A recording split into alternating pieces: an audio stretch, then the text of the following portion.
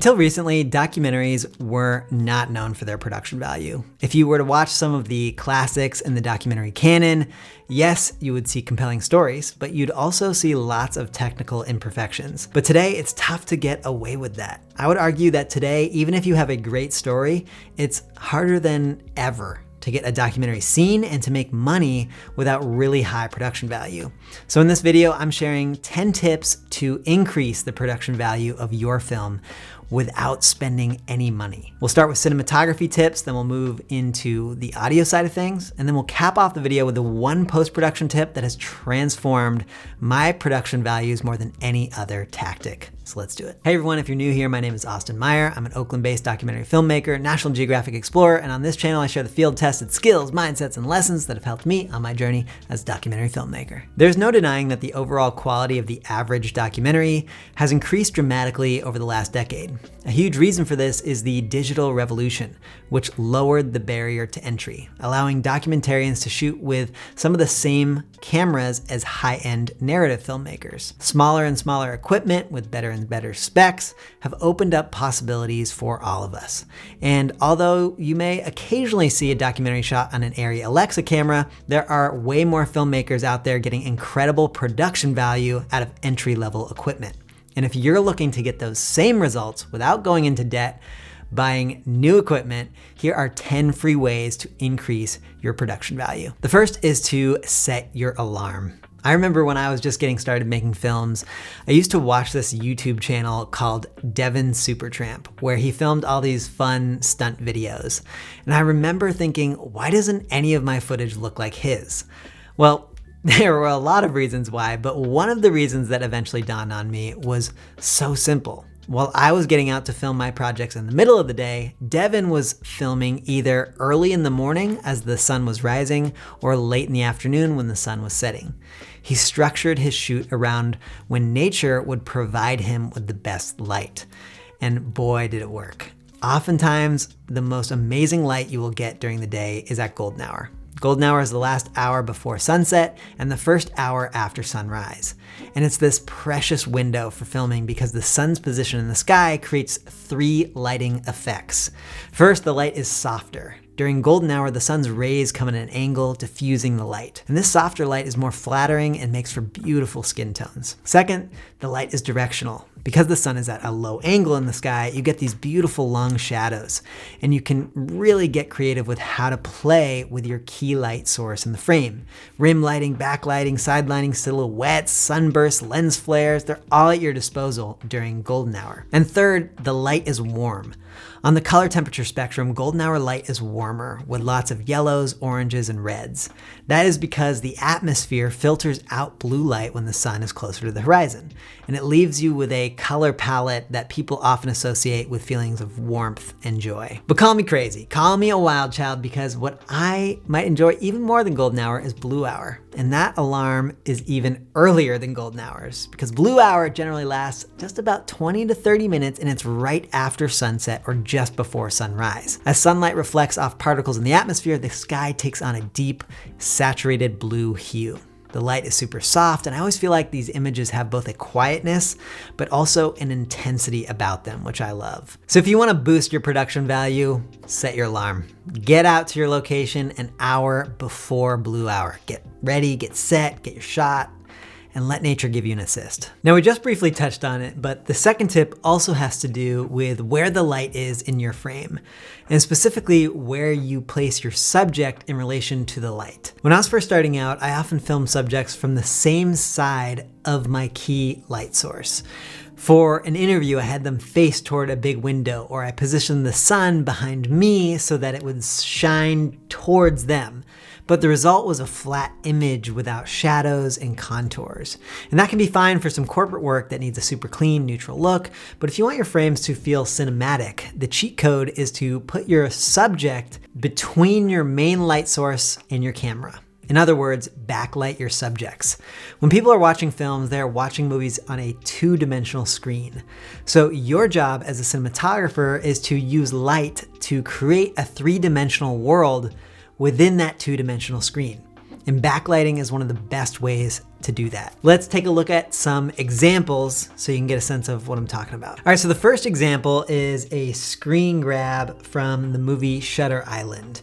And what we have here is a moment in which Leonardo DiCaprio is being backlit by this huge source that seems to be happening from behind, like maybe a smoke machine or something like that. But we have our light source over here shining like that.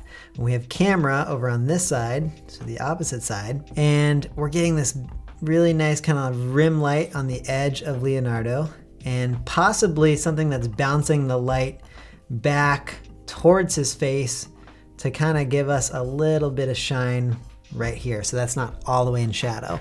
But with this backlight, we get this nice alternating pattern between light and dark. And the alternating pattern between light and dark is one of those things that adds dimensionality to the frame. So we have light over here, and then we have dark, and then we have light again, and then we have dark, and then we have light on his face in the background, and then we have dark again. And these alternating patterns are what creates that depth, that three-dimensionality to this image that gives it that cinematic quality. All right, for our second example of backlighting, let's look at the trailer of one of my favorite movies of the year, especially from a cinematography perspective, and that is a movie called Past Lives. And let's just look at how many of these shots in this trailer are backlit, okay? So we start here in the car, and we pull up from the hands to look at a backlit image. Again, the subject is between the camera and the main light source, which is back here, the sun. Okay, then we go from here, and again, this one, not any particular directionality. This one, again, subject in between us and the main light source in the image in the background. That's backlit. And then that's flat. Okay, we're at night. And then boom, we're back into a classroom where we have all our subjects in between the camera and the light source in the background. Again, we're getting that alternating pattern of light and dark. We go from there. Again, backlit. This one has light coming from two directions, kind of over here in the kitchen light, and then over here some other light in the room. So that's kind of bi-directional light. Here we have backlight. She's being backlit by the light in the bathroom. Backlit. Switch around, backlit again. Backlit between the kids. You can see this kind of like the sun from behind them, even though the sun here is it's high in the sky. It's pretty like right on top of them. But as you can see in this trailer, there's so many moments where we have this backlight effect, and what that does is create that amazing depth where we're going from, again, dark to light to dark to light. That is how we create depth, intrigue, and that cinematic nature of the films that we aspire to so much. Now, you can't always backlight your subjects. It's documentary filmmaking after all, and we can't control so many things. But there is one thing that you can really control when you are shooting documentary films, and that is interviews. So my third tip is to spend the time necessary to really nail your interview looks.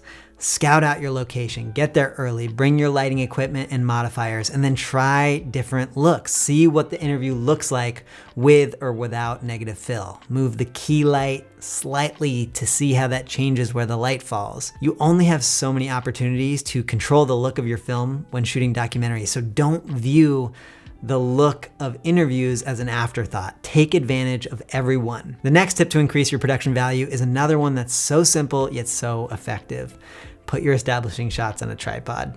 When you're filming the exterior of a building or a landscape or your scene's location, unless you are going with a fully handheld look, a nicely framed, locked off establishing shot is just so aesthetically pleasing. And again, just like my previous point about interviews, there are so many times in doc work where we can't control light or the shaking handheld look of a camera. So when you get a moment to put your camera on a tripod to get an establishing shot, give us that moment of stillness. Even if the majority of your film is handheld, some stability in establishing shots can feel like a nice stylistic transition to the actual physical transition of the moment in your film where you go from one location to another. Now, as you're getting those establishing shots, or any shots for that matter, one of the most powerful ways to increase your production value is to constantly be thinking about composition. How are you composing your frame? I'm going to do a video completely dedicated to composition soon, because if you have great composition, your project will likely outperform all of the expensive Steadicam, aerial, crane, dolly, tracking, vehicle shots every time. Even if we take the most basic compositional framework of the rule of thirds, just using this as a guide to help you compose your shots will take the professionalism of your project to the next level. When possible, don't just get the shot. Compose the shot. Be intentional about where you are placing your characters, objects, and details in the frame. The more you think this way through a lens of composition, the more second nature it will become. And while you're being intentional about composition, don't just crank your aperture to as shallow a depth of field as possible and never think about it again. Because another way to up your production value is to be intentional about your depth of field. Yes, I know a shallow depth of field is one of the first pieces of advice you will hear out there when it comes to creating a cinematic image. But so often I see people writing a 1.4 or 2.8 aperture for an entire film when it actually doesn't serve the story they are telling. When it comes to documentary filmmaking, locations and environments are oftentimes incredibly important to the story. Sometimes they are characters all to themselves. But if you shoot everything at a wide open aperture and we might never get the sense of place, then you're doing a disservice to your story. So when it comes to your settings, don't just set it and forget it. The more intentionality you bring to the demands of the specific frame you are filming, the better it's gonna look. It's also gonna look a lot better if you are present at the moment big things happen in your story. Because if you're not where you need to be when the crux of your story happens, it's not gonna matter whether you're shooting with an aperture that's wide open or closed. And that's why one of the best free ways to increase your production value is to choose stories that are easy for you to access. One of the most clear telltale signs of a beginning documentary filmmaker is that they are not present for the main actions of their film. The result is a project full of interview retrospectives recounting incredible moments that you really just needed to be there for. That's why I encourage you to reduce your barriers to access as much as you possibly can. Make it so ridiculously easy for you to be there at the most important moments of your story. Because if you are, and we get to see change in emotions and actions in real time, that is going to set your film apart from all the others. And that brings us to the 8th tip on this list to increase your production value for free. And you let me know in the comments, but this really could have been number 1. Not that we are necessarily ranking in terms of importance, but if we were, nailing your sound quality could arguably be top of that list. That's because an audience will forgive you if you make some mistakes with your video component, but they will not forgive bad audio. Especially nowadays with good mics being so cheap and audio cleanup softwares with all their AI stuff being so powerful, there's really no excuse to not have good audio. Again, this doesn't mean you have to buy some super expensive microphone. You can take your production to the next level if you simply care a little bit more about audio. Use the right mic. Turn off the fridge in the background. Get a little closer with your boom mic, record at proper levels, get room tone, grab key sound effects on set. Just take a few minutes and it will make a world of difference, because the audio landscape impacts the audience members of your film on so many levels. Not getting all the sound you need is just as bad, if not worse, than not getting everything on your shot list. And while we are on the topic of sound, let me throw in this small one. Hide the lavalier mic that your subject is wearing. It's not the end of the world if we can see it, but in my opinion, if you have a decent lav mic, hiding it under clothes or in between shirt buttons just helps audience members stay present in the story on screen instead of thinking about you and the making of the film. Unless it's very intentional, like seeing microphones or tripods in the background, it just looks careless. And don't give your audience a reason to think you are careless. Now, if you're ever in a situation where your audio quality is going to be compromised by hiding a lav, I do understand that predicament. And in that case, audio quality is the priority, but hopefully you'll be able to achieve both. And that brings us to the final tip on our list of 10, and this is the post-production hack, if you will, that can truly transform your project and its production value. And it may seem simple, but I guarantee you it will be one of the hardest to achieve, and that is to kill your darlings. This isn't a saying I've heard a lot in the filmmaking world, but back when I studied creative writing at Stanford, I heard it all the time. The phrase kill your darlings means eliminating any part of your writing, characters, scenes, sentences, side plots, that while you might love them, does not serve your story. When you are in the edit, especially when you are just starting out, make your film shorter. Cut. Be ruthless. The more essential that every image, every quote, and every sound is, the better your film will be. So before you hit export, debate every frame of your film. I know it might be hard to cut that one golden hour sunrise that you got up for, or to cut that quote which just sounds so profound even though it doesn't quite fit. But if you want to improve your film, get in the habit of killing your darlings. And there you have it, folks. 10 tips to improve your production value without having to buy a slider or an easy rig or something. Now I know there are a lot more than 10, so if you got value from this video, let's hear one of your strategies in the comments. Or maybe you want to double down on one of mine.